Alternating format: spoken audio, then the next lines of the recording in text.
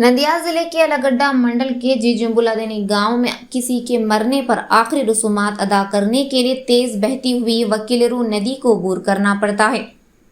तफसीलात के मुताबिक गांव का शाहजहां नामी नौजवान हादसाती तौर पर दरिया में डूबकर जाँ बाख हो गया। इतवार को गांव वाले नौजवान की आखिरी रसूमात अदा करने गांव से निकले। बहते हुए दरिया को देखकर गांव वाले बेहद परेशान हो गए, लेकिन सही हालात में उन्होंने दरिया को अबूर किया और अखिलती कब्रिस्तान पहुंचकर आखिरी रसूमात अदा की।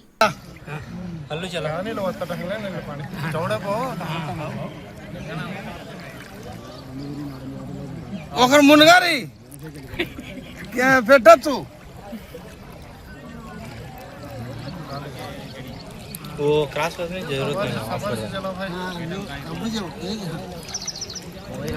ఇంతేలే ఏం లేవు కానీ అది ఆడ గుంటుంది అటవా